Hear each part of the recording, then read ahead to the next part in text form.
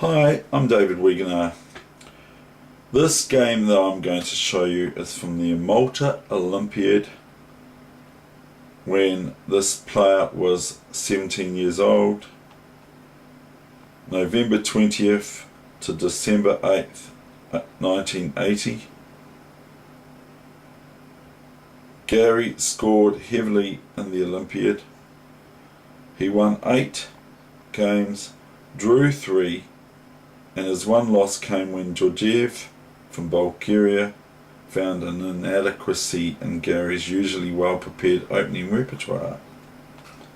Now, the game today is between Gary Kasparov at 17 years old, rating 2595 at the time, playing Marjanovic from Yugoslavia, whose rating was at the time 2490.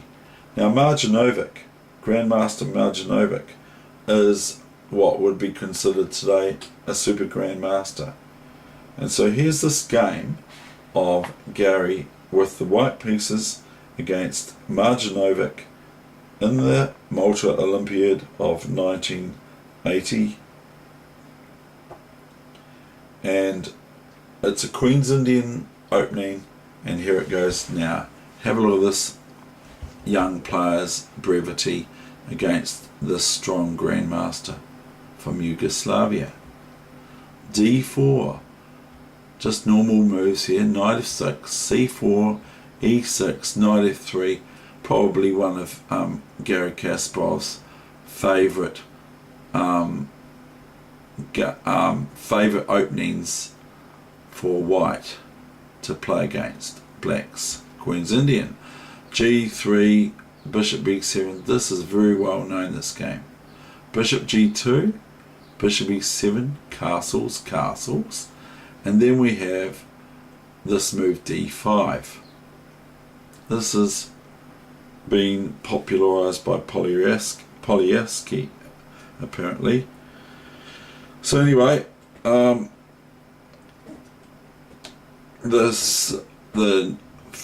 the moves further are e5, knight h4, c6, cd5, knight d5, knight f5, knight c7. Black wants to play d5, but it's not the greatest position in the world for black. Already white has a established knight on f5. e4, takes, and then just bishop f4, just continuing developing. The pawn's not going anywhere, is it? This pawn's not going anywhere because the bishop takes bishop on b7. So Marjanovic has to defend against this young player's onslaught. Knight ba6, rook e1, just eyeing up things. This is recorded as a bad move by Marjanovic, queen d7, because it offers white the opportunity to merely play their bishop to h3, threatening knight h6 check, and bishop takes queen, being advantage white, even though the advantage is probably in white's favour. So king moves to the cushion, the left cushion. Then comes knight e4 now.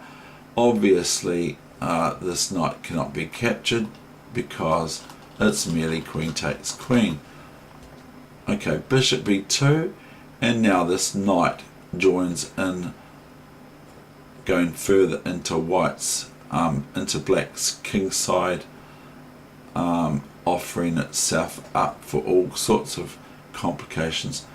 Now comes queen c6, a reasonably good move really, because now white's actually threatened with maybe the possibility of d4, and then there's this queen along this big long diagonal. We have to remember we are looking at a game with a super grandmaster here as black, and the future world champion as white. Now it comes knight e7, just hitting the queen. We're just going to speak practically about it. queen f6, and then we have the knight on e7 is defended, of course, so then we have knight h7.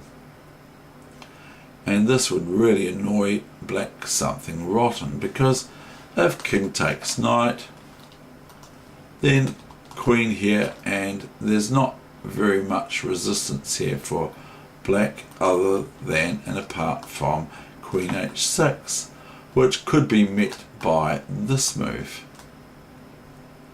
And if g6, that's no good because of queen h6 checkmate. Queen takes queen is checkmate. And also if king h8, then not queen h6 here, that's not as good, but bishop h6, and then we're threatening if anything like g6, that's no good because of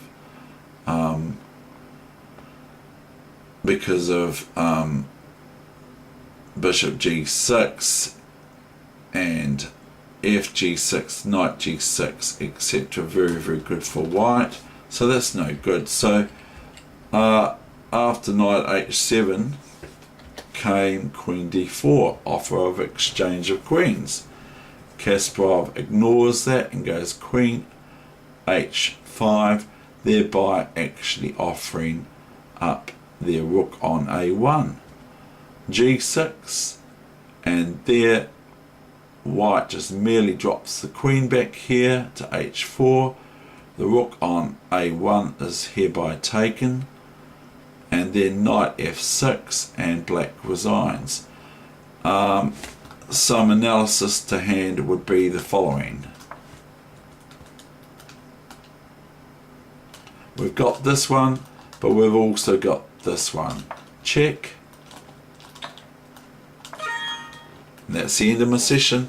And so there's other horrible things for black if they want to deviate from that small main line I gave you, but Marjanovic resigned after knight f6 check. Thank you very much. I hope you enjoyed that game. One of the best chess games ever played, but not what I called the best chess game ever, but it's very, very good and very tactical. Imagine playing against it.